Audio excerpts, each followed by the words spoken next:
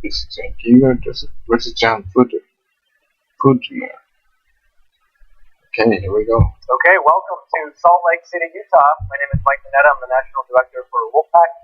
We are a nonpartisan organization fighting for a 28th Amendment to deal with the massive amount of money, a lot of times dark money pouring into our elections in this country. And we are at the second annual Wolfpack Warrior Workshop. And we have people in this room from all over the country, from Alaska to Florida, who have flown themselves here and paid for this entire weekend, taking the summer vacations to be here and learn how to fight for this amendment that we need that is essentially going to give us a government back that is responsive to the will of the people.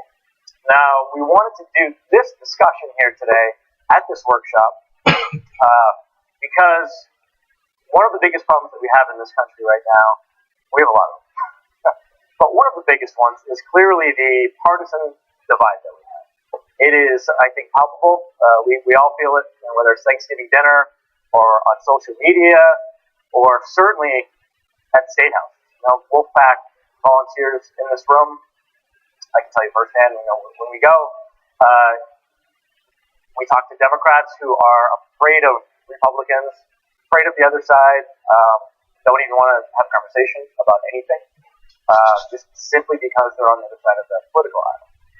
Same thing with Republicans, terrified of Democrats and their stance on certain issues.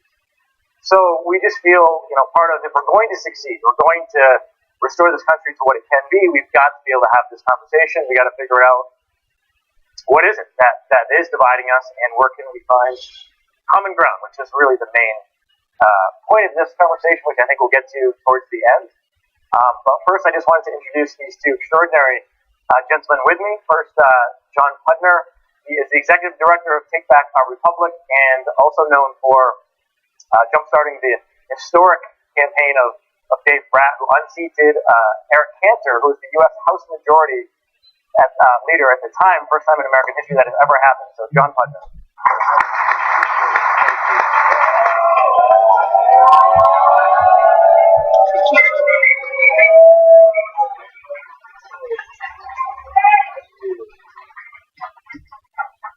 And can I just say, a nonpartisan reaction doesn't necessarily mean tepid. That was a nice warm welcome. Very much. That was pretty good stuff.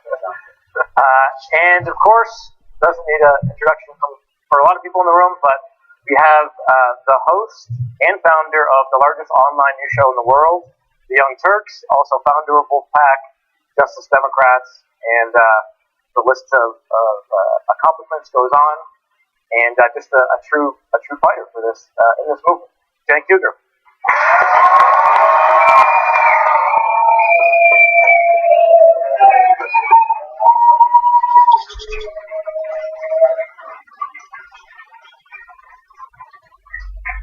So before we get into all the what divides us and everything, we just want to start like we do what we have been doing throughout the whole weekend, and just getting to know people on a personal level first. So, John, why don't you just tell us a little bit about your background, your upbringing, and who you are?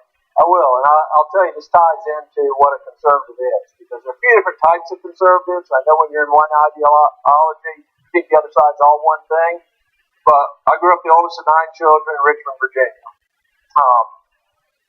Social conservative. Wherever Carrie goes for her consulting business, Grasshopper makes her look legit, like a pro, and on her game. Grasshopper turns Carrie's cell into a business phone system with a custom number, extensions for her team, and call forwarding. Get Grasshopper and look professional with a custom business number today.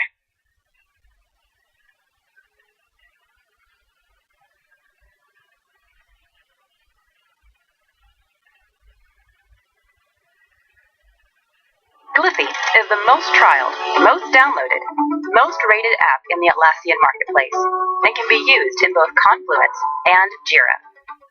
Use Gliffy to draw AWS architecture, UML, ERD, network diagrams, flowcharts, and more.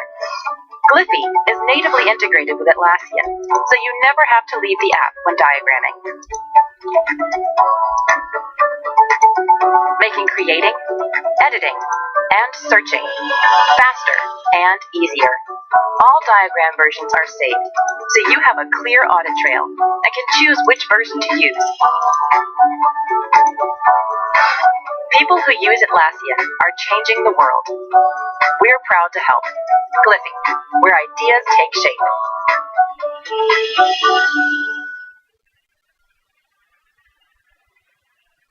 Conservatives are your first category. Generally, if a family has 9 children, they're pretty pro-life and a couple other things. So that is one group.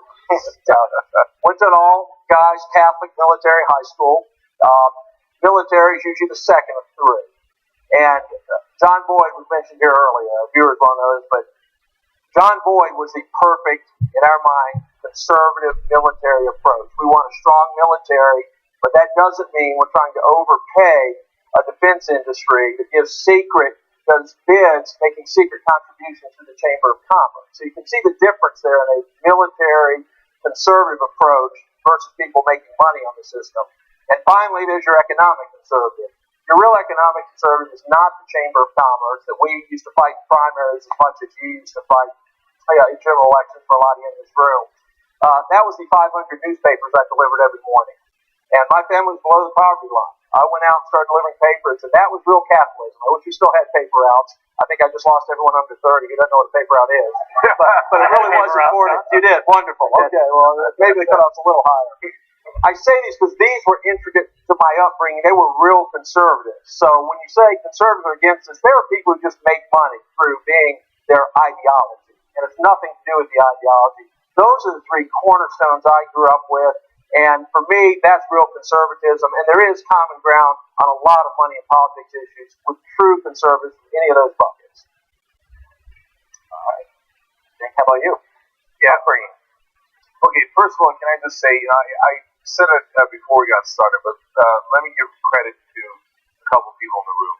First of all, John Pudner for showing up here and for actually being a true conservative, because a lot of people that get paid to do certain things, right? And they've lost sight of what conservatives were in this country. And as I'll tell you in a second about myself, I was a Republican growing up. Secondly, I want to thank all the people in this packed room. You guys are amazing, from 41 different states, all volunteers. That means you put your heart and soul into this thing. The only reason you're here and all the hard work you've done across the country is because you care. You care about the country. You care about our democracy. So thank you guys. So in terms of myself, we grew up in New Jersey, and my dad is a small business owner, and so we grew up Republican, thinking it's overregulation. So my family's originally from Turkey, so we liked that the elevators in my buildings, in my dad's building, were inspected because we don't want it to fall down. But we didn't like that they were inspected 6 times a year. We're like, okay, we got it. They're functioning. Let's move on, right? And so we were liberal Republicans, which basically doesn't exist anymore in the country. That means socially liberal, fiscally conservative. I would argue that I'm still fiscally conservative. And I talk about it on the show all the time. I just don't think that the Republican Party's there. So John and I have real differences, and we have real areas of agreement. To me, what a progressive is, and why I started calling myself that, is it's 2 central planks. One is expanding the circle of liberty. So Martin Luther King Jr. to me is the ultimate progressive. So it's not a bad thing that white people in this country had all these wonderful rights. That's a great thing. Okay, wouldn't it be great if blacks could also have it, right? And before that, women, and the list goes on and on. And so progressives throughout American history, and I would argue including the Founding Fathers, have fought against the establishment to expand the circle of liberty. And lately, one of the good examples of that is civil rights for the LGBT community. So, and that's why I'm proud to be a progressive. I'm proud to be an American, because to me, those are very synonymous. And then the second part of it is about equality of opportunity. So, sometimes there's caricatures from the right about how progressives or liberals want equality of results. and there might be a couple people out there that argue for that, but they are very, very rare. Almost all the progressives I work for, they're just looking for one thing, a fair shot of the American dream.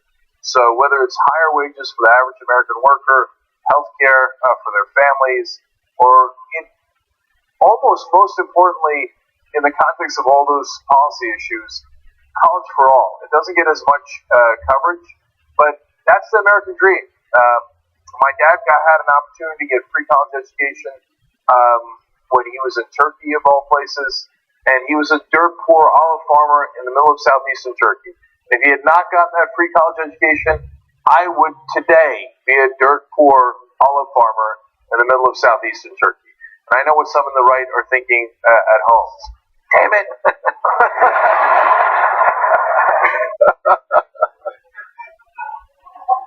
But to me, again, the same theme. It's what makes America great, and it's what makes progressivism great. So, wouldn't it be fantastic if we can get back into arguments over conservatives versus progressives, as opposed to who has more money and who doesn't? All right. So, what do you think, John? How do you think people are identified as conservatives right now in this country? What do you think are some of the things that contribute to that conservatism? Well, unfortunately, we've gotten to where it's a net sum zero right now, where everyone just feels like we're Republican, conservative, or we're Democrat, liberal, and it's just that dividing line. And unfortunately, most arguments start with, well, who's on my side? It's okay to be on this issue because someone I like or don't like is on one side of it. And we got to break that down, because I want you to look at the end result of what money in politics does to people, to the average person. We had some great emotional testimony and practice yesterday, and it was phenomenal. Let me give you an example of the absurdity of the system now. The president of China flies to the U.S. At the same time, the son of the vice president of the United States flies to China to meet with an investment firm. They start conversations going. The net result, very shortly thereafter, is $1.5 billion for the son of the vice president's investment firm, which is pretty new and unproven. And unlike almost every other investment firm in the world that locates in New York, because that's where the money is located in D.C.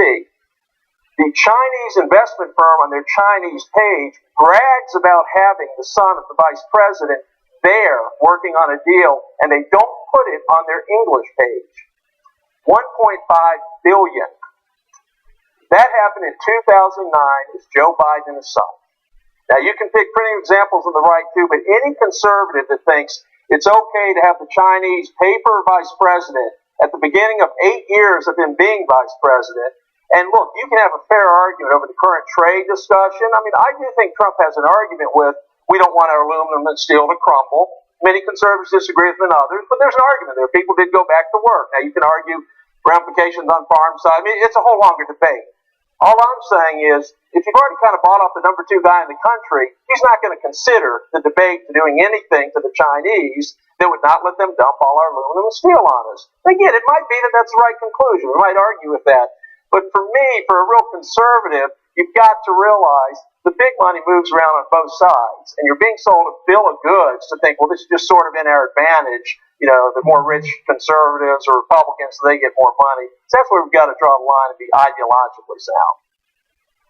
All right, so I'm going to put this in this perspective of Wolfpack and what we're trying to do here. And for anyone who might not know, we are pursuing this amendment that will deal with this issue of the massive amounts of money that are pouring into our elections and give us a free and fair election system. We're doing it through the state-based convention route. There are only 2 ways to amend the U.S. Constitution. I feel that Congress is just not capable. And one of the things that we run into is, like I was saying earlier, Democrats who have a genuine fear, John, of someone like yourself because you're in the other party. You identify as a conservative. So do you have any idea, like, why? Like, is there anything that stands out for any of the issues that why someone would be afraid on the other side? Well, I think issues are I think on your specific issue, of course, people are worried about things that can really make change. And Article 5 would make change. I mean, that's one way to get to this.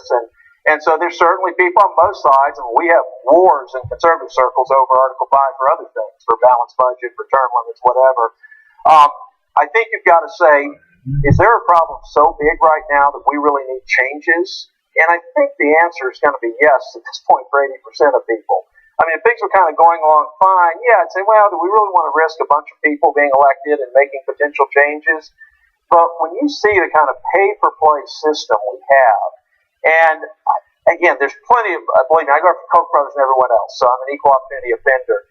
But, you know, the one executive order we actually wanted President Obama to sign, we even had people from 8 states to take back our republic go up, was the one saying that if you're bidding on government contracts, you have to reveal that you're giving political money. I mean, it's an absurd business model to put $10 million in and get a $30 billion government contract. And I don't care if that's defense or if that's some more, you know, socially liberal friendly issue. It doesn't matter. You've got to reveal that. And that was the one he wouldn't sign. And I actually didn't like a couple hundred others that he did. But so we're at a point where I just don't think the politicians are going to do it. And whether or not you ever have an Article 5 convention, it could be it's a means to an end. If sometimes the politicians get scared and people are going to do this without us. We just had this in Alaska.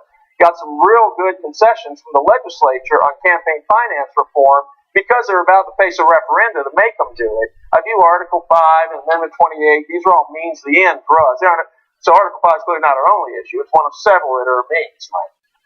So I'm going to ask you the same question, but first I'm just curious, why did you organize as a Republican in college? What initially made you go to that level? You weren't just a conservative. You actually organized on college campuses. Yeah, so many things to say. I want to address some of what John said too. But to your question, Mike, there's a whole host of issues. So there was a regulation of small business that I talked about. I believed in balancing budgets. I still do. I don't believe that it should be enforced through an amendment, so we would disagree there probably. But I don't agree with Dick Cheney or Paul Krugman who say the deficits don't matter. I think they do. And I still believe that to this day. And when George H.W. Bush launched the Persian Gulf War, I even did a pro-war rally because what I loved about this is a hilarious sentence coming out of a progressive mouth, but what I loved about that war was the principle that is much maligned now on both sides, which is the New World Order. And because people put ghouls and goblins into that they imagine.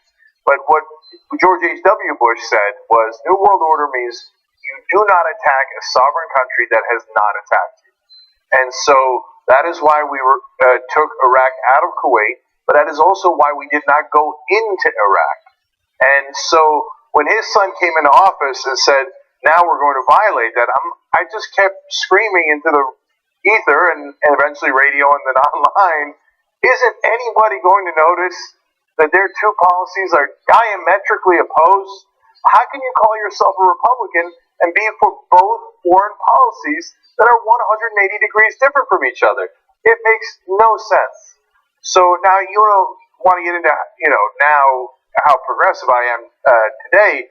When you realize that there's a lot of, and so I both want to debate here and agree and et cetera. And so I don't know how much of this will offend you or not, John, but I'm going to let it rip here, okay? Fire away.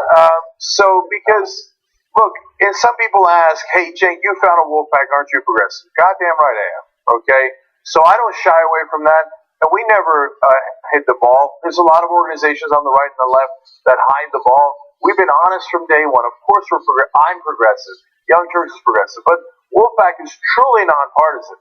And that's why John is here. That's why we work with Republicans all across the country. The reason is you can't get an amendment unless both sides agree. It is super hard. You need 3/4 of the states to ratify. And in this case is the one issue we all have agreement on, that are voters. I mean, the politicians are totally different. The leaders of a lot of the groups are different. But the people agree. We hate the pay for play. We can't stand that they robbed our democracy from us, right? And we want to get it back. But look, in terms of the Republican Party, I was out at George W. Bush. First of all, he was the opposite of his dad. Second of all, I watched the debates.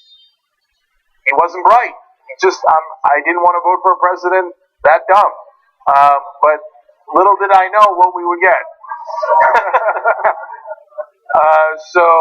It just kept getting worse and worse. I felt like the Republican Party was like one of those photocopies, and you photocopy the photocopy, and it just deteriorates. I thought the end of the deterioration was when they started doing torture under Cheney and Bush, but it turns out, nope, that wasn't the end, and it just kept getting worse.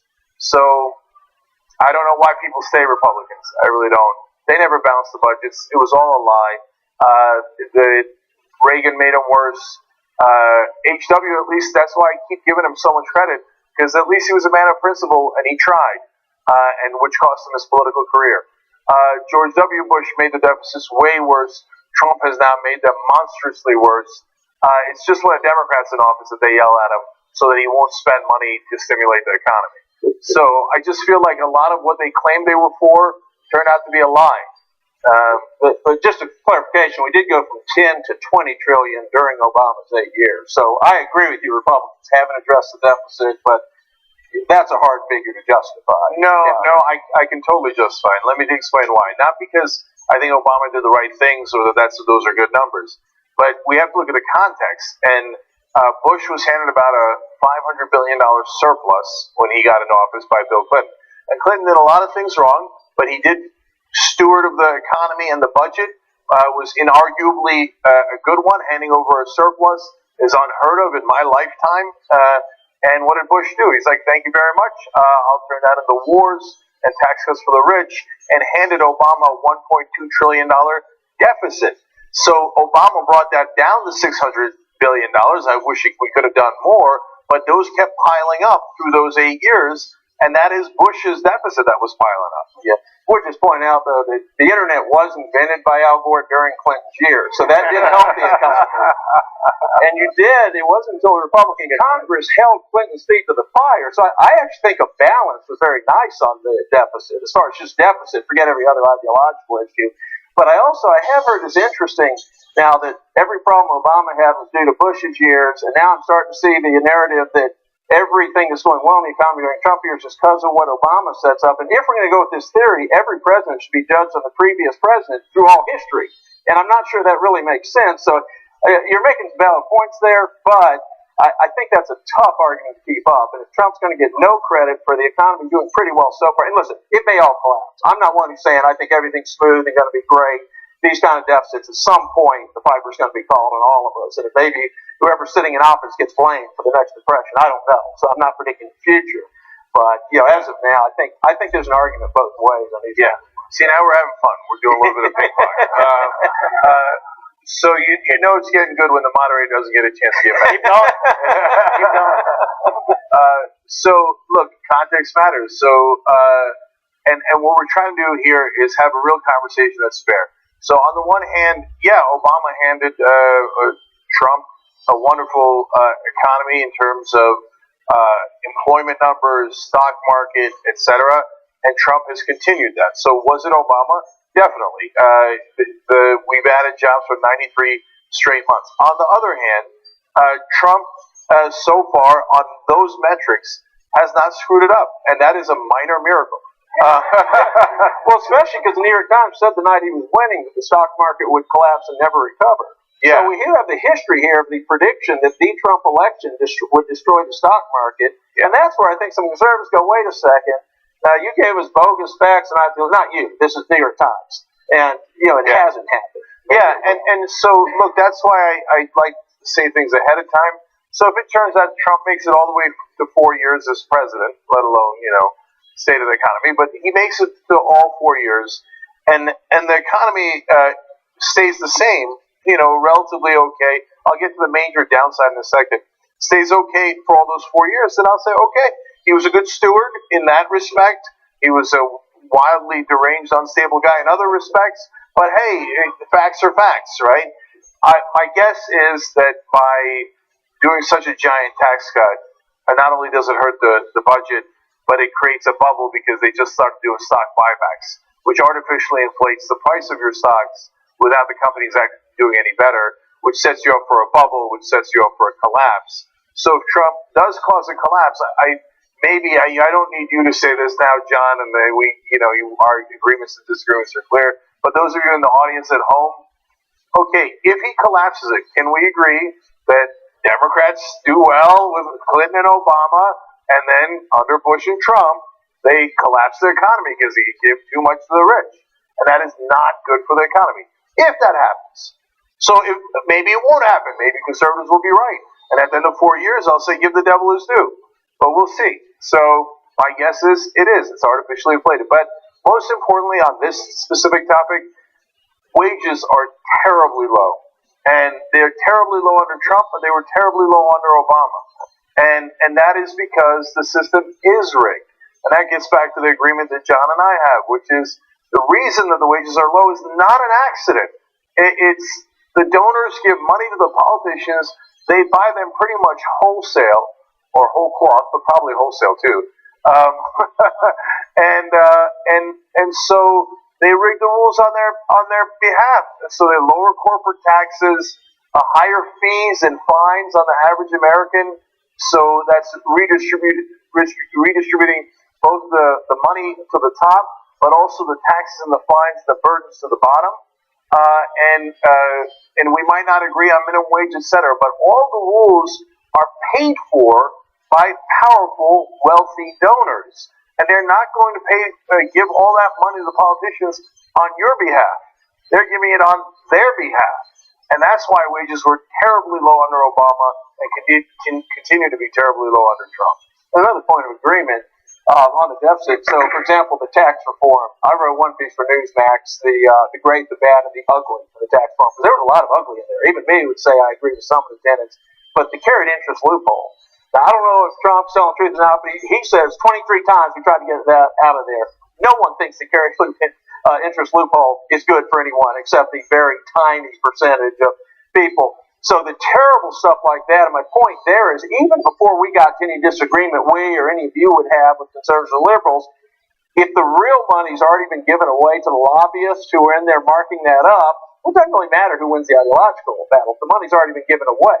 And so before you talk about should the average person's taxes be lower, or should that money go to infrastructure or to education or health care, well, if the donors have already bought up the lion's share and they have it, we are just arguing over what's left, and we're going to have the huge deficit. So that's an area of agreement, I think, where sometimes it's liberal versus conservative, other times it's insiders gaming the system, political industrial complex versus the average people, and that's where I think everyone in this room can be on the same page, unless there's some secret paid lobbyist, spying on us, but that's about it. So can we stay with that? Well, I just want to say that this is good. We want to do the disagreement first. We can tie it into what we agree with later, but that's what we're trying to do is find out what is dividing us so much. You obviously cover politics, so you're in it day to day. So what is your perspective? What is it that is causing this really powerful partisan divide? So there's a couple of things there, but I also want to respond to what John said. Fair enough. Of course. Okay. Go ahead. All right. So this time it's in full agreement. The carried interest loophole is a crime, and there's no reason why hedge funds and private equity should have that unnatural advantage and have that loophole. I thought conservatives were against loopholes. Part of the reason I thought that is because Donald Trump said over and over during the campaign that he would end that particular loophole. And I predicted ahead of time, you guys, if you watch the Young Turks know, I love doing that. I said there is no way in the world that they will take away the carried interest loophole because there's too many lobbyists and way too much money, and Trump will back down because he doesn't really care. He is the swamp. I mean, I think John has a good argument to be made that he's in the swamp draining business, right? And but in terms of Trump, I knew he wouldn't do it. Here's another perfect bipartisan example. Both Obama and Trump said during the campaigns that they would negotiate prices with the drug companies for Medicare, which is of course you should negotiate drug prices. What kind of a crazy monopolistic crony capitalist system doesn't negotiate on behalf of the American people and says to the drug companies, just charge us anything you like? I mean, that is government capture 101. And Obama talked a big game. He put it into his ads that he would do it differently than Bush did. And what did he do? He didn't negotiate drug prices. And for 8 years, it stayed the same under Obama. Why? The pharmaceutical companies are the #1 lobbyists in the country. Trump came in puffing and puffing. That's outrageous. Why don't they negotiate, right? And what happened, Mr. Otter, the deal? All of a sudden, you got a nice little paycheck from the lobbyists. and that provision remains to this day. Both the Democrats and the Republicans are bought, and we know who's buying them. It's so super obvious. It's all these lobbyists that come in with a check. If you have private financing of elections, you're going to have the politicians working for private interests. Period. And obvious. And so I don't think you can even argue that. And so I would argue in terms of what the fix is, you do public financing so they'll work for the public interest. They say, oh, well, that's a lot of money. Are you kidding me? We give away trillions of dollars to these goddamn lobbyists, right? Of American taxpayer money that we work so hard for. And so that is a pittance. Public financing is a pittance compared to the trillions given away in the loopholes, etc. And if our politicians actually work for us, do you think that they would be like, wait, no, I have a constituency of about, 36 people in New York who are the wealthiest people in New York and in the whole country and in the whole world, and I really got to look out for their interests. No, you only do that if you're corrupt, and the whole system is based on corruption. So I can go on and on. I wanted to address a couple of things, but I already forgot your question. Sorry, what was it? Okay, answer mine now. Okay, yes. I just want to get to the heart of where do you think it's coming from? This Where's the divide coming? Yeah, the partisan divide. So that's a multifaceted answer, because some of it is real. We don't agree on abortion. We just don't, right? And if there is still Republicans out there who don't agree that on marriage equality, for example. We don't agree, so let's fight. Great, that's what a democracy's for. And we're not supposed to agree. We're not supposed to all agree. And time changes, and sometimes the country's more liberal, sometimes it's more conservative. That's natural. That's good. That's healthy debate. And we might get real passionate about it. I do. I'm for gun control. And so, I mean, if you've ever seen my videos on that, I'm super passionate about that. And people who are for gun rights are super passionate about that issue on the opposite side. Good. It's called America. That's fine.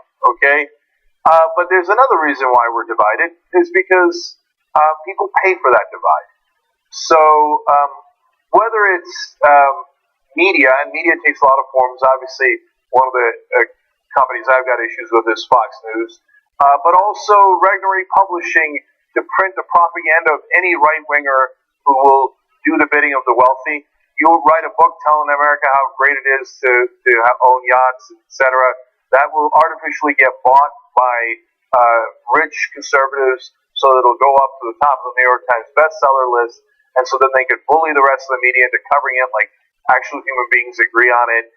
There's just a whole giant scam meant to assure to push not right-wing propaganda, because that's not fair, because real conservatives don't necessarily agree with those positions, but the propaganda for the rich, and for the rich, of the rich, by the rich, right?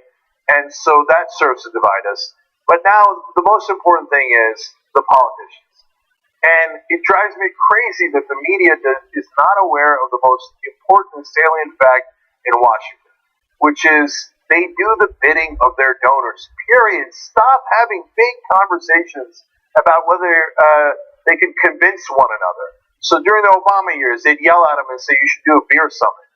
There ain't no amount of beer in this country that's going to get Mitch McConnell to agree with Obama on something his donors don't want him to agree on. Okay, we've tried. No. No, so the idea of the beer summits are preposterous, because McConnell's paid to say something, and to be fair and honest, Chuck Schumer and Nancy Pelosi are paid to believe something. And so they're not going to do it. I mean, look at the corruption of the DNC right now. Just, what was it, yesterday? They said, we're not going to take money from fossil fuel companies and lobbyists because our constituents don't want that. And then yesterday they come out and go, just kidding, we're still corrupt. We're going to take that money. And along with that, you know what every American knows. Doesn't matter if you're liberal or conservative. You know what the string that comes with that.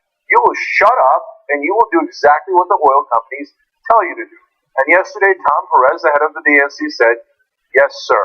May I have another, sir? So that's the state of this country now. Yeah, unfortunately. Yeah. And what you're doing is so central to what fixes this. People don't realize the connection. So much of the bitterness is because of the secret funding of third-party ads, the LLCs, this unlimited money. Because when we used to run campaigns, we had to put our candidate's name on it. And you didn't get that shrill because your candidate had to look at that commercial and go, "Ooh, I know you said I need to hit them, but is this fact-based? Is this legitimate? Do I sound shrill?" Well, when you form a group, an LLC, we're getting all the technical IRS terms, but all the ways you hide money, and you go in and just try to destroy a candidate, and then your little group is leaving the day after, the people who love Salt Lake City that didn't really exist is gone, there's no accountability. And what happens? This happens a million times. So your average person gets these kind of demonic images of the candidates running. And so, the candidates are such a big problem, but it's also just this third party. And you can get into, of course, Russians meddling and everything else, but some of this is just the way we're set up. So unless we have real campaign finance reform that says things like, well, no, you really need to give most of your money back to candidates, or even to parties would be better because you can at least hold a party accountable as opposed to whoever the oil industry or anyone else is funding. And so the reform will actually lower the temperature so much. The hatred Americans have for each other, where it's not just, hey, we happen to disagree. No, this person's evil. I mean, you can hit Pizzagate as far as a right-wing conspiracy or stuff that comes out on the left, but somehow it's just not true. When you're painting some of these people, it'd be nasty. And the problem is, once that's the process, well, who wants to run for office? Well, your good little elected official is no longer getting in the race. And to Jake's point, so the person who survives that is someone who doesn't mind being trashed in front of his family for all his neighbors. And so you can see how the cycle just runs and you get lower and lower. So that's going to lower the temperature. And that's why what you're doing, every time someone says, well, your issue's not my issue, your issue won't be solved unless you get my issue, which is campaign finance reform or other democracy issues. Until we have a functioning government, I don't care what your issue is. I don't mind losing a grassroots battle. When a bunch of my friends knocked on doors for Obama and they said they kept running into people from the next street because they were all knocking, I'm like, man, I don't agree with them, but this was a great democratic uprising. They ran over us. This was real democracy in action. Shoot, I'm in for a tough 8 years because it's going to be on some of my issues, but I can take that. But when I had Dave Bratt calling his closest friends, I was like, hey, there's no way I can give. I might lose this deal because Cantor's about to be speaker. That's the corruption we're talking about. I'm not even talking about anything illegal. Talk about Eric Cantor goes in as a congressman worth $1 or $2 million. By the time we beat him, he's worth $13 million. I mean, do the math on a congressional salary. That doesn't work. It works by your wife being at Goldman Sachs and you getting information and lobbyists paying you. So this is the whole system. So you're at the core. I know a lot of these issues you might be upset about. Well, what does that do with campaign finance? No. This is the means to the end. Yeah, it's just, again, I couldn't agree more. To go back to the beer summit, I mean, how does the mainstream media really think that if Obama has a nice round of golf with Mitch McConnell or John Boehner back in the day, they're going to go, I hadn't thought of it that way. You were right. We'll negotiate on, you name it, healthcare or whatever. No, they're going to fight tooth and nail against that healthcare reform because they get paid by the healthcare lobby. It's a preposterous thing to think that they're having real debates. And isn't that incredibly sad? And so you got McConnell on that side that I point out as an example. On our side, they asked Nancy Pelosi, why should you be Speaker of the House? She says, because I raise the most amount of money. Well, I mean, that's just basically raising your hand and saying, I am the most institutionally corrupt. And so that's why you should give me the money. And they don't even see, they're so blinded by the system that they brag about it. Like, I told this guy I'd do his bidding, told the other one, the company, I'd do their bidding. Then when Nancy Pelosi and Paul Ryan or Eric Cantor get in the room, of course they're not going to agree because they literally got paid to disagree. Unless the worst case scenario is in this corrupt system, if they get in the room and agree. Hello, I'm John Cena doing my best Lance wrestling support. Okay. At Cox 3484. Interesting. Would love to hit someone over the head with a folding chair, like they do in wrestling matches. How does this person always end up being okay? That's a fair question. Here's the honest answer. The people aren't okay. It is a steel folding chair, and you get hit with it. It hurts, when you ran like a that swarm of killer bees devouring your soul. It hurts when you think we get up and we're okay. We're not. Bruises, breaks, tears. We are trained professionals, and this is our job to actually do this. I don't know why anyone would want to do it for recreation, so leave that stuff to us. Next, at Libs 93, I wonder if John Cena still owns this costume. I never owned that costume. I didn't own the wig, I didn't own the gold chain, I didn't own the jacket. It was lovely. I wish I had, because I would walk around most of my days with it. This is one of the most attractive photos of me ever taken. Whoever does own this costume, if you are in the business of renting it, I have some money, and I may want to rent it, for private or public. Franchise, creatively spelled with a PH, 19, who currently is the best wrestler in the world. Well, we're in a business of accomplishment, and championships are the height of that accomplishment. So right now, I would say a combination of Alexa Bliss, Charlotte Flair, Brock Lesnar, and AJ Styles. Those are our 4 top-tier champions.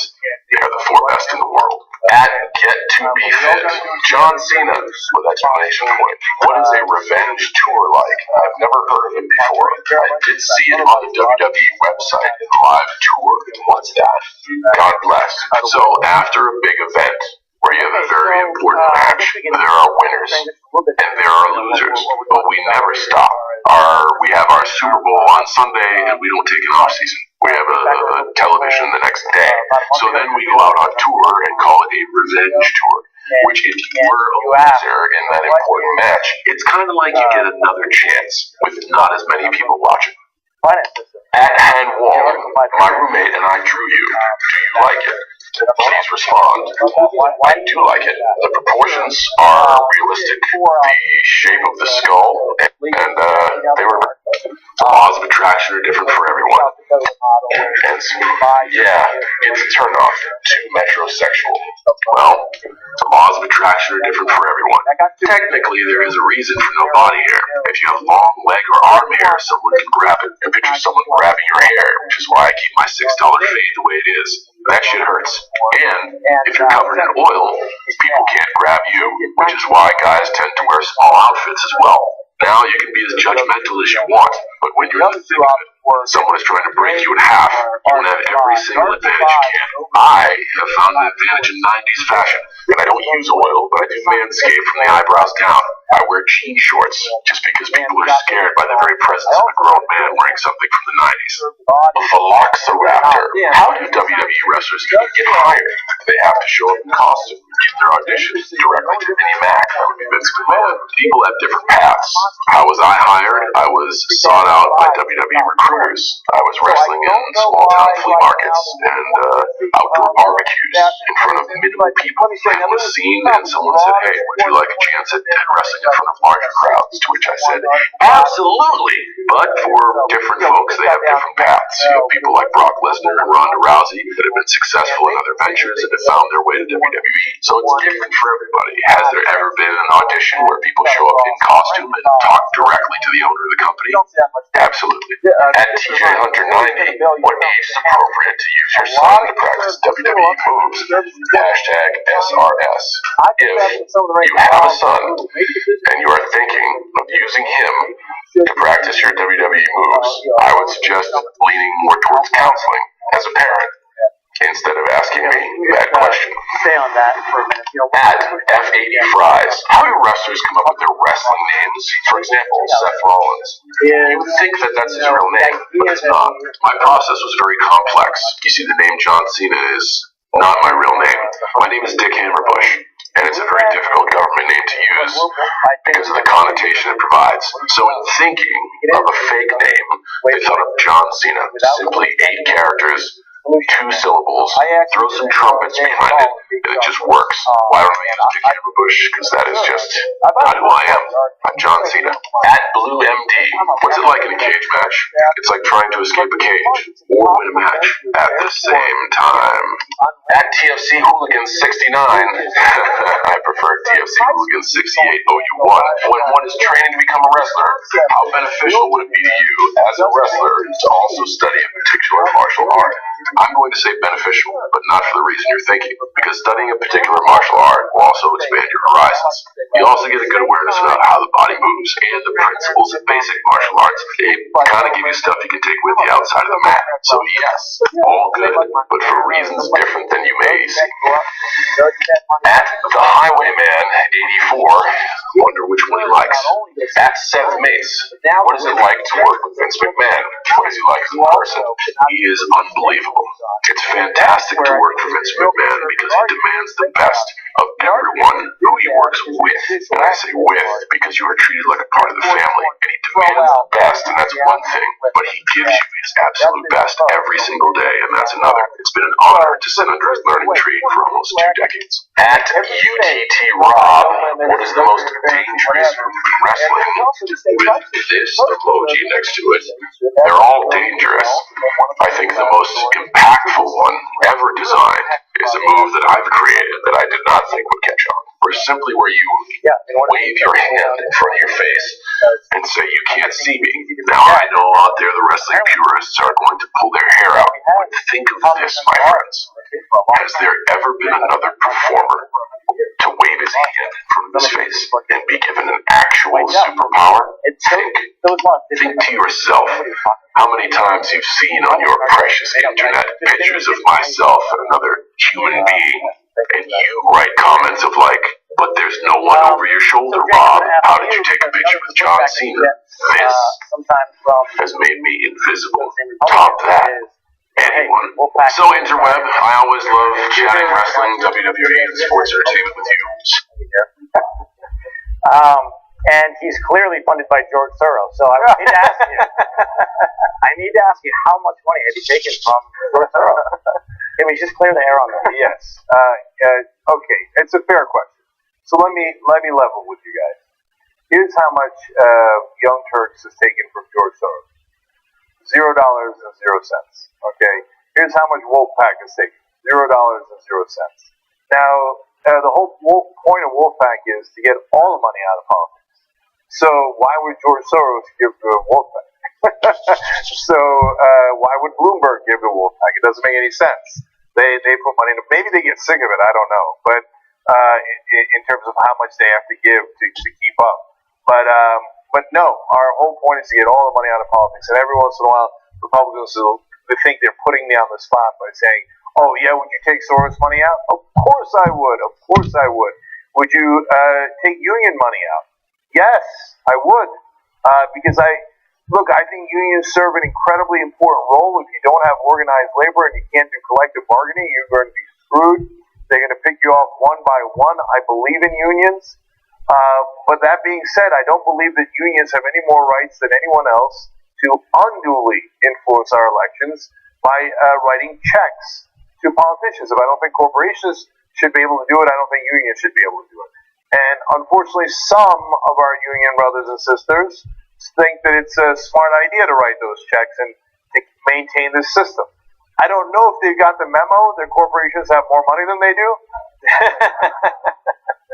So it is very, very short-sighted of them. So no, it's a myth, and I'll tell you where it comes from, just to be totally transparent and tell you the whole story.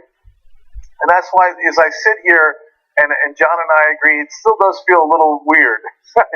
Because as you say you write for Newsmax, I cringe. You say Daily Caller, I cringe even more. I write some for Breitbart, too.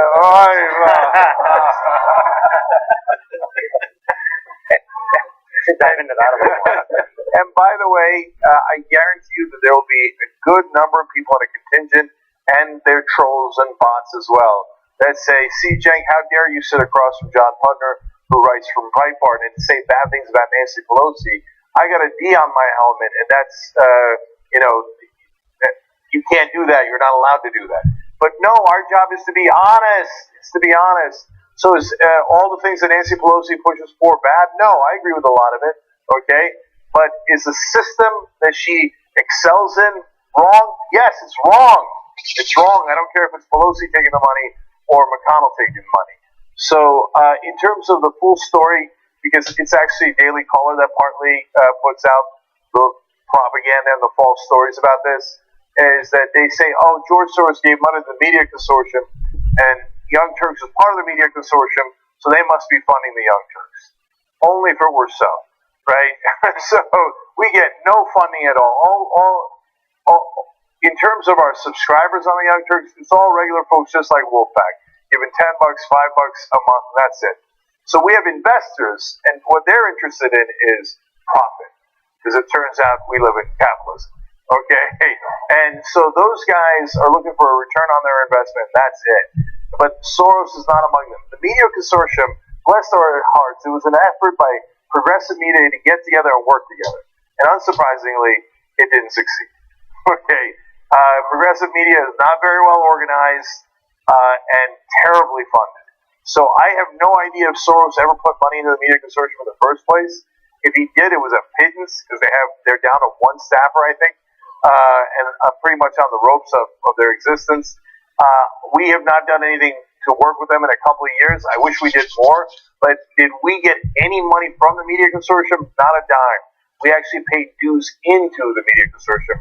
So if it was true that Soros gave them money in the first place, maybe we're funding Soros. I don't know. I think it's the only people in the country. No, seriously. It's just not remotely true. I think it helps people obfuscate the issue on purpose. Hey, they sound like they're honest actors. They're progressive, but they really do speak out against the Democratic Party's corruption. So how am I going to ruin that? I'm going to plant a lie that they're secretly working for Soros and got money. We never have, and if we could, we'd take all the Soros and Koch brothers' money out of the system for good right now. That's the whole point. All right, John, let me ask you, do you support an amendment? I guess I don't really understand from that. I mean, what's your ideal solution to this problem of money? Yeah, these are all means to an end. We feel like they're both a means to an end and they're potential pressure to the end. So again, an Article 5 convention, we're on record supporting that for money in politics. We don't actually get involved in the other conservative Article 5 things. That's just not part of our purview on the balanced budget and all. 28th Amendment, we do.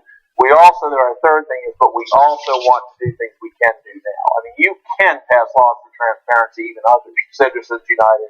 Our point just being we don't want to wait. I mean, you're laying out a great, several-year plan that, even best case, it's going to take a few years. So we also don't want to just wait and say, let's not do things we can. I mean, remember, Kennedy and Citizens United said, it'll be fine, all this money basically flying around, because now we have immediate transparency and everyone will know right away. Yeah. I mean, judges are great, but sometimes they haven't lived in the real world for 30 years. I mean, come on, the money's hidden. I mean, most of it's hidden. And so, so we want all of these approaches. We talk more about balance than just getting money out. We want to lower the dependency and the secrecy of big money, encourage small donors. We don't go into public finance. I think that would be unpalatable, at least in the near future, just as far as a political argument, not philosophically. But we want to, this is all part of the plan. We have a package. And we do sometimes appreciate that you have one issue which can keep a group focused. There's a little tougher because we're nuancing and looking at different positions. But it's part of our solution, one of the options. Okay. And, Cenk, what would you say to the legislators that we all encounter when we walk into the State House and say, that tell us, look, I get it. I care about this issue so much. We literally had a legislator in one of our states say, I remember the clothes I was wearing the day that Citizens United went down. Literally. They care about it that much. There's no one in the State House that cares about Citizens United more than them. And that actually happened. But they don't like the avenue because there's too many states controlled by people like John, that have the R on their helmet. And if we get a convention, it's going to, be in his image rather than yours, or whatever comes out of it. So, first of all, among progressives and Democrats, there are two different camps. There's the people who say that they care a lot about Citizens United and they remember their clothes, and that camp. But kidding aside, I believe that legislator is in the right camp, and they actually do. Right? There's a ton of progressives who realize how damaging to the country, to our government, to our democracy, Citizens United was. And just doubling down on what John said, Justice Kennedy said that giving money to politicians is not only not corrupt, but it does not even give the appearance of corruption. It's preposterous. I mean, Bill Moyers is a great example. He says, can you imagine if a batter before stepping up the plate just said, oh, just hold on a second, and gave $10,000 to the umpire, right? And said, no, this is not even the appearance of corruption, right? And that's in essence what we have for the whole government here. So that was, I would argue, one of the worst Supreme Court decisions in United States history. And so, and then there's the other half of so-called progressives and Democrats who use Citizens United as a slogan, but don't mean it at all. They want to keep the money in politics. And there are groups that'll put it high up on their website, so get money out of politics, Citizens United. And there's a reason why they do that. Because, first of all, the overwhelming majority of progressives, the overwhelming majority of the country, hate Citizens United, right? Including in your poll, 81% are Republicans, right? So they go, oh, yeah, sure, we hate Citizens United too, right? And second of all, they want to raise money from you. So they send you emails about how they're fighting against Citizens United. Meanwhile, they're in reality fighting for Citizens United. And so how do they do that? They do it by saying, well, man, I would love to get money out of politics, but, golly gee, we have to do it through a convention, and the convention is monstrous and terrible and scary, so, no, we're going to make sure you don't get a convention. And oops, did I close the only avenue for getting money out of politics? Golly gee, what a shame that I took your money, pretended to be in favor of getting money out of politics, and then used it to keep money in politics. It's really gross. It's disgusting. So there is that strand of so-called progressives too. So now in terms of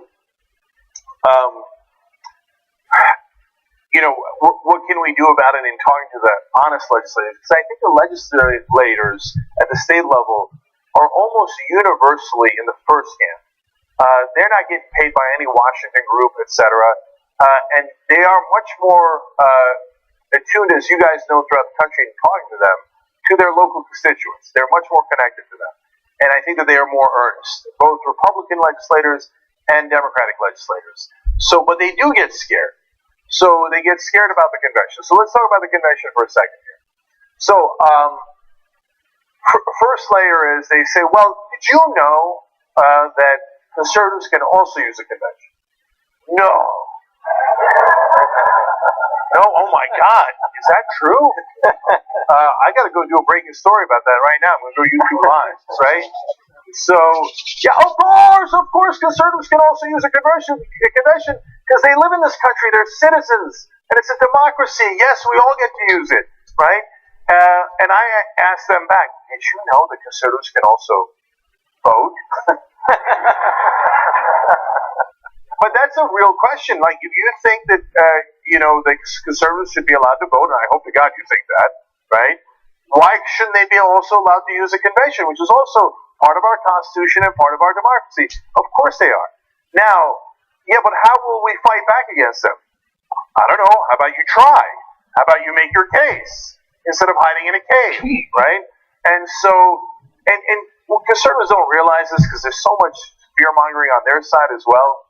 They think like the Democrats are getting funded by Soros and they're this big, mean machine. Are you kidding me? Look, unfortunately, the Democrats scare easy, right? And so the minute you go, oh, convention, it's this little scary, they're like, okay, no convention, right? So why is it that the moneyed interests are against the convention? Because it is real change. And that leads us to point number 2 as to why people are scared. Because they're scared of democracy. Because some Democrats in Washington will say, the conservatives have more state houses now, etc. What if they get their way? Well, if they can get 3/4 of the states to push for their convention, and then get 3/4 of the states to ratify, then they should get that amendment. And on the left, 2/3 to call and 3/4 to ratify. So if they, and that's heresy on the left, right? But I don't think that's heresy at all. So now, if it's an amendment that I don't agree with, the balanced budget amendment, right? I will fight the conservatives tooth and nail on that. and the reason they don't like me is because I'm a pretty good fighter, right? So, and we'll go to battle on that. But you battle issue by issue. So now they say, wait a minute, no, I don't want you to do the Money Out of Politics convention because somebody in Washington told me that you could combine that with the Balanced Budget Amendment or the Convention of the States which are conservative, and then you can get the two-thirds of the states to call for a convention, and then the convention will run away. So let's take it one step at a time. So can you combine them? They used to say that all the time. For years and years, they said you could combine them. Now we know for a fact, it is settled. You cannot combine them because we have over 34 states that are called for conservative conventions in Congress counted already. So they're past 34. So if they can combine Balanced Budget Amendment and Convention of the States, they'd have a convention today. So and there's some bad actors, but there's also good-hearted people. Like I love Robert Reich. I think he's a great, wonderful progressive. He's been on the right side of so many issues, but he keeps saying they can combine things. Bob, I'm sorry, but you're just factually incorrect. If they could combine on issues, conservatives, without needing liberals at all, without needing the Money Out of Politics convention at all, could call their convention today. It's just not true. Stop saying things that aren't true, because otherwise people are going to at some point think you're lying. Okay?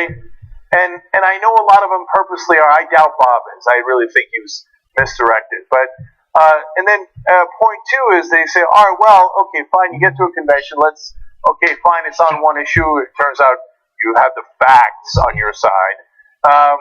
But what if they hijack the convention and instead of it being about money and politics, they outvote you and they make it about abortion? And then they ratify it within the convention and oh no. Okay, what if lizard people land and Alex Jones was right? Right? And you need 13 states to block. I just want to make that point. You're going to outlaw abortion or guns or anything else, you can count the 13 states to stop anything that's not popular. Yeah, so that's what I was going to get to. It is also absolutely factually incorrect to say that you could ratify an amendment within a convention.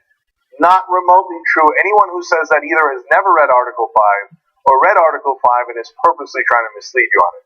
Article 5 very, very clearly says, doesn't matter if you're judicially conservative or liberal, it says a convention is to propose an amendment, okay? And it says no matter which way it is proposed. The top of the class savings event is here with our best deal ever. Get lightning fast internet for $39.99 a month with free Wi-Fi. Plus stream over 25 live TV channels for only $21.99 a month. Click to get this deal before it ends. Either through a convention or through Congress, it must be ratified by 3/4 of the states. So John might want a really conservative amendment. I got bad news from him. He ain't going to get one, okay? I might want a really progressive amendment, and I'm not going to get one either, right? Oh, let's say I wanted to ban guns. How in the world am I going to get 3/4 of the states to agree to that? It's absolutely, you guys have been there. It's absolutely impossible, right? So, on the other hand, there is one issue that almost all Americans outside of politicians and lobbyists agree on, which is, damn it, we want our democracy back. We want free and fair elections. So that's doable. That's what they're scared of. And so, unfortunately, there's a lot of propaganda on the left against the convention that is totally misleading, and I'm afraid sometimes purposely so, and it is not fact-based. You cannot ratify inside a convention, and it must be on a single issue. So let's, for the sake of this debate, say that we actually got to a convention. Right? We've got the 34 states to call it. On our issue right now, we only have 5, so we've got a ways to go. But we get to 34. Congress says, you know what? It's pretty clear. These are all daisy-chained together. It's all for this issue of dealing with, the convention is just a discussion. So what we're doing is we're calling for it around this issue. Citizens United related cases. So we get there, and you can represent the R team, and you can represent the D team. I'm just curious, what would your proposal be? What would you say as a delegate to this convention? Because I think it's easy for people's minds to just wander when it comes to this.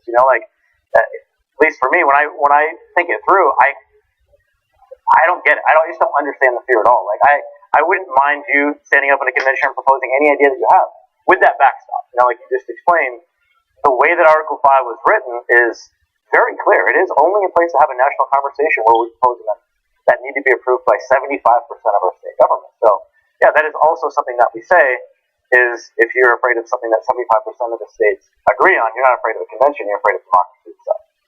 Right? So, you know, if we get the convention, it's on this issue, you're sent there as a delegate.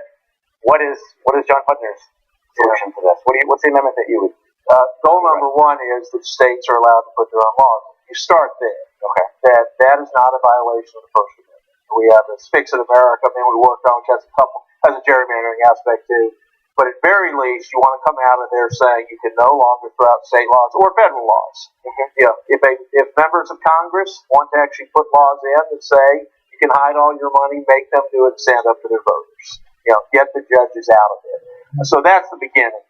I would look at other proposals on if maybe it is necessary to require most money to be disclosed, or ways to make sure that giving straight to candidates is just as easy as, or easier than giving to some third party. I think we can build other things on it. But if you at least come out there saying there's no longer any plank where a judge can go out or someone can take something to the Supreme Court and say, you've got to throw out Montana's law, you've got to throw out this law, or you've got to throw out a congressional law, that is no longer an argument in the debates. Oh, we'd love to do this constituent, but we can't. It's unconstitutional. You've got to get rid of that backstop for the politician who wants to keep the money safe.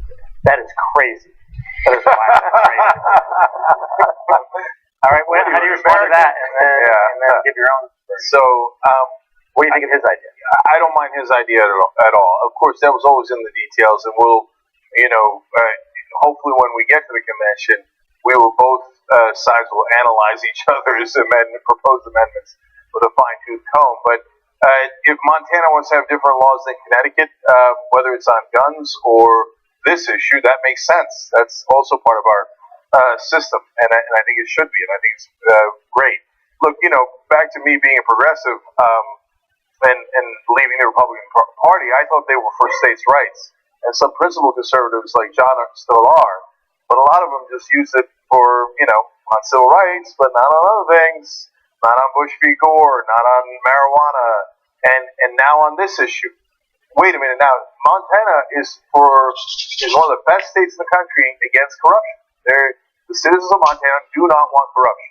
Now, all of a sudden, national Republican legislators are saying, no, we don't care what the people of Montana want or don't want. You will have the corruption and you will like it. Right? And that's crazy. If you're a real conservative, of course you should want Montana and South Dakota to make their own laws. So, and you're right, South Dakota, one of the worst in the country, and good progressives and conservatives fighting in South Dakota on the same side to clean it up and get all the dirty lobbyist money out of the hands of the politicians there. So, in terms of what we would propose, look, there's... Or you. You personally. No, I don't know that Wolfpack would even propose anything. They don't have it. Yeah, Wolfpack is to get the convention to get money out of politics. At the convention, there'll be many different people and organizations and delegates, etc., and they will do the proposing. If it was me, I would propose to publicly finance every election in the country, period. Not piecemeal, not a little bit of the sheriff in Arizona. Well, that's a funny example. But, I don't know, pre or post prison sentence or pardon, but in that particular case. But anyway, no, seriously. And not, hey, let's just try Congress. No. Private financing leads to politicians working for private interests.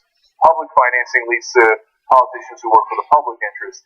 And they always work for their donors. The question is it going to be multinational corporations, or is it going to be us that are financing them and them working for us? But look, I'm sure that progressives will also propose the ending corporate personhood.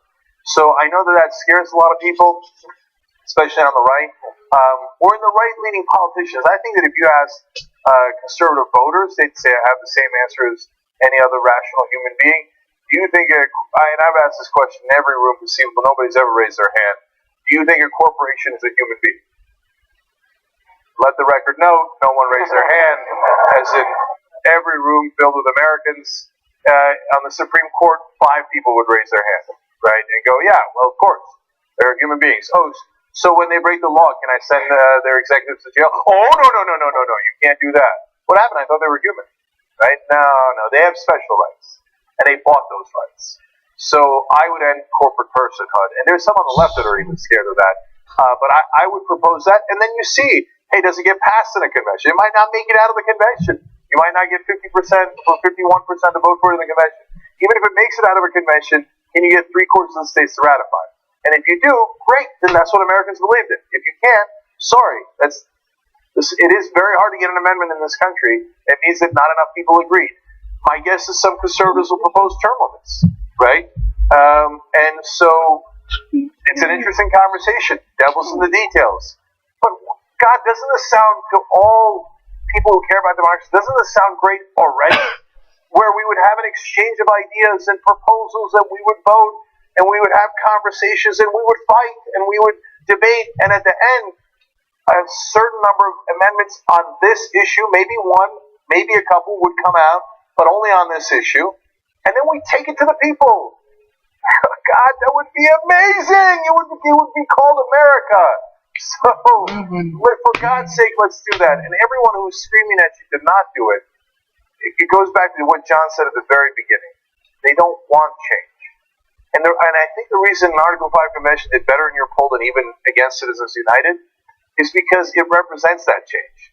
And real Americans want that change. They're dying for that change. That's why Hillary Clinton lost to a guy who was polling at 37% on Election Day, because she was seen as the number one fighter for the status quo, for the establishment, and against change. Now, some people can say that's unfair, whatever, but that is how she was perceived. So she lost to a guy polling at 37%, because we all want change. But if you're already rich and powerful, and you live in Washington, and you've been doing those organizations that are well-funded for decades, do you really want change? Because change might mean you lose a job. Change might mean that you actually can't get the funding that you've been getting. That is super scary to them. That is why a lot of the groups on the left and the right in Washington fight against the Article 5 Convention harder than they fight against any other issue, because they know the same thing we know in this room, which is that it is real change. We're excited by it. They're scared by it. What do you think of this proposed amendment? We have not come out for public financing, and I do get there is a good intellectual argument for it. You would actually save money, etc. I don't think it's palatable now, but I don't see any way to get that in these states now. But let's see how this process plays out. Maybe 5 years from now, you have an Article 5 convention. At that point, the public says, yeah, that's a better option. We've stuck more to we want to bring back the old tax credit, taking that away, where everyone keep the first 200. They were going to send the IRS and send that, pick their candidate, pick good stewards, pick people who aren't corrupt. If you could really build up that kind of funding, and then you can get conservatives on board on that, because one, we all hate the IRS. We do it as our money, not theirs. I mean, you've got all your buttons there to where I could see that being a 3/4 passage issue. But, again, let's see. Like I said, this is all democracy. Maybe a few years from now, people say, public finance makes sense. Right now, it's probably the one campaign finance issue that's not popular, and I'm just talking popular vote. Public finance is not viewed as giving money to politicians, so that's a tough one. But no, it's just, the major thing is just the discussion. That would be in the room, democracy would be working. Yeah, we'd have disagreements there, but my gosh, we're arguing over which kind of tweaks we need to make, and we know people can actually enact laws again through the legislature. We've already won. Anything we get there is icing on the cake beyond that. Agreed. So you're not afraid of him proposing that amendment? I'm not afraid of him proposing it. I think right now that one cannot get 3/4 of the states. But that's fine. That's what's built in. Same reason you couldn't ban guns or abortion at once. You can't get 3/4 of the states. Yeah. So let me address one more liberal fear, which is, but hey, Cenk, if you go to the convention, they're going to outvote you, or they're going to do tricks, right? They're going to bring lobbyists in as delegates. First of all, states can recall their delegates if they don't do as they are mandated to do. They don't tell you that part. Second of all, oh my God, lobbyists influencing a process. I've never seen that before. I don't know if you guys know this. The thing we're trying to change, Congress, that's the rule. That's not the exception. That's the rule. And they're like, but this is really dangerous because you could use it to propose amendments. You could use Congress to propose amendments. And it's totally bought by the lobbyists. So we're not naive. I think John is earnest. Is it going to be just John at the convention from the right wing? No. Do I think the Koch brothers, if there's a convention, are going to be heavily motivated to try to figure out, how to influence that? Yes, but they're already heavily motivated to figure out how to influence Congress, and they've already won on that. So that's what we're trying to change. So they're saying, don't try to change something that is so bad that's the current system. That makes no sense. It's a circular argument. It makes no sense at all. So, but at the end of the day, if we wait for either liberals to have more states or conservatives to have more states before we go to a convention, we'll never go to a convention. And that's part of the whole point of why they use that argument. Oh, no, not while the conservatives are in charge. Well, I remember when the Democrats were in charge, when Obama had a super majority in Congress, and he had all those signs that I remember that said change on them. Did he propose an Article 5 convention when the Democrats were in charge? No. And they're not going to. They're never going to propose it. It's a trick. So the reality is, go to the convention. Yes, be on your guard. Yes, make sure those delegates are selected in a way that suits the reason why the states voted for a convention in the first place. And remember, those state legislators at that point are your allies, because they're the ones who called for that convention, and they don't want it to be hijacked by the left or the right. They called it for a reason, and they're the ones who get to enforce the delegates. So yes, we will fight like hell to make sure that convention is fair and honest from both sides. And yes, it'll be a challenge from time to time, but it'll be less of a challenge than we have in Congress today. And at the end of the day, even if the boogeyman makes it past the convention, you need 3/4 of the states to ratify. So they cannot get past that argument. So even if the Koch brothers hijack the convention and propose an amendment to give every dollar in the country to David and Charles Koch, or George Soros did the same, you're not going to get 3/4 of the states to ratify it. So that's just the reality. That's pretty clear. So I want to ask John. You've been doing this for a little while now. Are you hopeful that we can actually do this? And from my perspective, we go out and we talk to voters. We canvass. It's not that much different. We talk to Democratic voters, Republican voters, independent voters. Doesn't matter. We say, hey, we're trying to fix corruption in D.C. We want to do it with an amendment. We want to go around Congress, through the states to get it. It's almost a no-brainer. I mean, it's 9 out of 10 people are like, thank you. We get a lot of people really excited that we're out there talking to people about this issue. But I'm curious, like you're one of the only conservative groups, right? And we thank you for doing that. But how do we bring more conservative organizations, people in the political arena, I guess, into other than just voters? Because we know that the citizens are already there. The Republican voters are on our side. There's just no question about it. But how do we bring that into the political sphere and just get more organizations to do what you're doing? Yeah, sure. I'd say one thing, and this will be a shameless plug for a book that's not mine. I make no money on it. But one of our advisory committee members, Peter Schweitzer, wrote Secret Empires. I would ask everyone to get that. He is an equal opportunity offender. He's the one who discovered this Biden deal I talked about. But you'll also see Mitch McConnell on that cover. You'll see one of the Trump relatives on that cover. He walks through this, and I think you go through that book and you can have a couple to hand them to a conservative. They get, I'm talking conservative legislator, they will get, look, this is something. You tack your Article 5 argument onto that and say, look, this is the kind of stuff we're trying to stop. And because that will also broaden you a little past, don't just think campaign dollars. Because again, someone gives you campaign dollars, you're beholden to them. Someone gives your kid a ton of money, you're really, really beholden to it. So we need to think beyond this. We're going to need rules like, if you've got a family member making more than $100K for foreign government, you've got to report that when you run for office. This is absurd.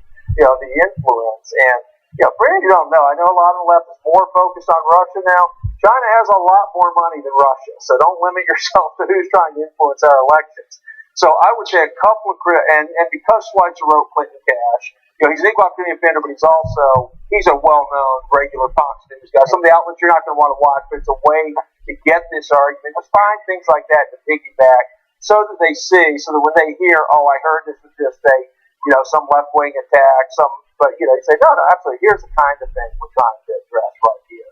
I think that's the way to get the door. Some kind of lead behind that gives conservative credibility. And I've told a couple of you here, if you want to leave any Republican legislator, leave my cell phone number, that's fine. They probably won't really call me, but at least they can look us up and say, okay, you got some conservative backing you too. It might help get you over that initial hurdle. Okay, so just to kind of wrap it up, I guess, this is exactly what we want in Wolfpack. I mean, this is why we're all here. This is why we truly are a nonpartisan organization. It's in the resolution, right? People can make up all these things in their head, about our solutions. And Cenk, honestly, your solution doesn't really matter to Wolfpack, right? I mean, it is just your solution. We can't dictate it. Thanks a lot. Sorry to start burst your something bubble. and this is the thanks to you. Sorry to burst your bubble. I got hijacked from you. Yeah. So, but that's why we're also, I think, just comfortable with this plan that we have, because if we're going to solve this problem, right, if we're going to get back to a government that maybe you remember, I even do actually, even in the 90s or a little bit before then, where I feel was more responsive to the people, not perfect, but it's really been going in the wrong direction for the last 30 years or so. So if we are going to correct the course of this country and solve this one problem, right, that we clearly do agree, and these both sides agree on, we've got to solve this issue of our elected officials in Washington D.C. being influenced and corrupted. Just one quick one. They can be the victims too. I just want to be clear. Sometimes the politicians get threatened raising $2,700 at a time as a member and being told, hey, I could put $2 million in to destroy you. So I just ask you to stay open-minded. There's certainly there is corruption there, but in a lot of cases, these guys are in a terrible system. They don't like walking down to the RNCC or DNCC and making phone calls for money all day. That isn't why they got elected. So I just want to throw that olive branch to some of these legislators keep talking thanks to the state, even more so, but even the members of Congress. This isn't a very nice life right now for a lot of them. Yeah, and actually that is something that we stress, and we say a lot of times, at our committee hearings when we're talking to legislators about this, is, we do realize that there are a lot of good people that get elected there with good intentions. They get trapped, essentially, in the system. Another reason why we think a convention is the right way to go is because even with so many members of Congress not wanting to raise money for 70% of their time, right, up to 70% of their time, is what we hear, we have to give them another way. This is a way to either pressure them to do it, or to give us another way to propose that amendment, because they are trapped in that, right? So this is just a really logical thing that we need to be doing. We need to force this conversation, and there's historical precedent for it, right? Some people don't realize this, but the majority of all U.S. constitutional amendments have included a convention campaign, going all the way back to the Bill of Rights. Congress didn't want to propose it. So the states, New York and Virginia, called for a convention to propose those 10 amendments. It might not seem like many states, but that was 25% of the states back then. We only have 15% of the states right now. So if we can get 25, 30, 40, 50%, something's going to happen, right? If we can get the demand within the states up on this issue enough. So, at the end of the day, Cenk, you have a progressive talk show, but you can't dictate it. You started this organization because you genuinely want to fix this problem. And I guess, I would just like to end on asking you both a question, and you can have some closing remarks as well, but are you, I'll start with you, John. Are you hopeful that we're actually going to do it? I mean, do you think we can? Do you see, or do you think it's too far gone? Because there are a lot of people who have just flat out given up. I would say this. I'm confident we're going to change campaign finance laws. We do view Article 5 as one of the arrows in our quiver. So just to be honest, this is not, our one issue like it is for you. It's one of the ways, and I would just encourage you all, obviously for you, a means to the end is actually the Article 5 convention. The ultimate end is that we have rational money and politics laws. And if Article 5 convention brings the pressure that makes Congress act for something else, that's fine too. I'd be prepared to view that as a win. But, there's a chance. People are fired up to change things. And I'll go back to the Alaska example for early. They were about to face a referendum. They were about to look bad. And a week or two ago, the governor all said, okay, we're going to go and give you your laws. So your point's right. It can be a means to the end or it can be the end, but we're going to get there. People are just too upset about the current system. Okay, so let me close the loop by going to another China example here on corruption. So ZTE is a telecommunications company in China. It's one of the largest in the world.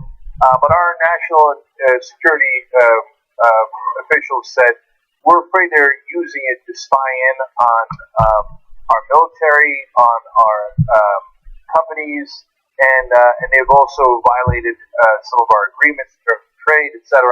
So we banned them from doing business with the U.S. And Donald Trump then all of a sudden tweeted how much he cares about jobs being lost in China. And that was strange. I didn't think the hat said "Make America, China Great Again," right? And so then you dig in a little bit more, and it turns out what happened was the Chinese gave $1 billion to a park in Indonesia, and that park then decided that it was going to name something after Trump and give him a licensing fee. So I don't know how many millions of dollars that licensing fee was, but all of a sudden, the thing that China wanted was to lift the sanctions on ZTE. Trump, in the midst of a trade war, in the midst of all the things that he's talking about with tariffs, goes out of his way to lift the punishment on the one company that was the worst violator. But there's now going to be a Trump building in Indonesia somewhere, and he's going to get a lot richer. So this corruption is sick. It's sick when Trump does it. I hadn't heard that Biden story before. I'll look into it. If that's true, it's sick when that happens. And it's endemic, it's systemic, unfortunately, for the whole of Washington. Orrin Hatch's son is a lobbyist. He gets almost anything he wants because he's Orrin Hatch's son. Norm Coleman's wife used to be a lobbyist. It doesn't happen on the Democratic side. Absolutely. This is the pigs of the trough, right? And they're eating at our expense. So now on to the hope. Do I am I hopeful about it? Well, look, so I'll tell you a story about a shotgun and how that leads to hope. Okay. All right. So this actually comes from you, Mike, and some of the volunteers in Pennsylvania. So before the election, I get a call saying, just so you know, Donald Trump's going to win the election. Okay. Well, that was Allison, right? Yeah. And I said, oh, that's interesting. Why? She said, we've been canvassing in Pennsylvania for hundreds of miles and have not seen a Hillary Clinton sign. Okay, this is Trump country, and he's definitely going to win Pennsylvania. We haven't seen someone supporting Hillary Clinton for literally hundreds of miles, right? And so that's not their job. Their job is to go and try to get money out of politics, but they talk to whoever's at the door, right? And so they were right. You guys were right. As you communicated with real Americans about their real concerns, etc. But the story that I love most out of that Pennsylvania thing was a guy comes into the door with a shotgun. Okay, so like, hey, how you doing?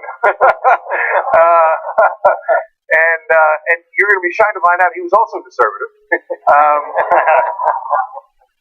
And by the end of a couple of minute conversation, he literally put down his shotgun to sign the petition saying, damn right I want money out of politics, and I want to end the corruption, and I want to end the crony capitalism, and I want to go back to democracy, right?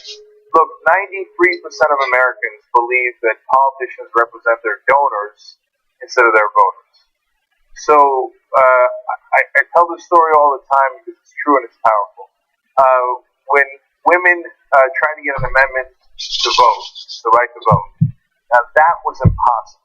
They didn't have the right to vote. How could you get the right to vote if you don't have the right to vote? It's impossible.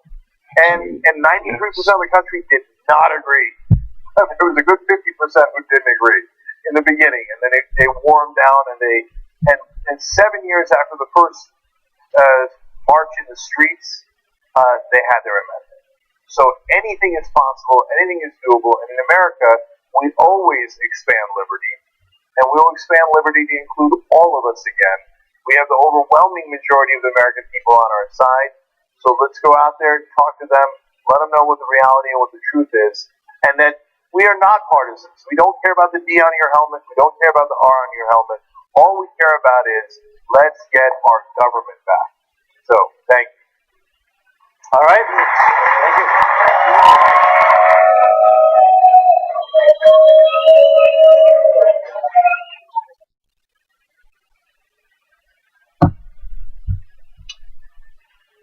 How are we feeling today? Okay, welcome to Salt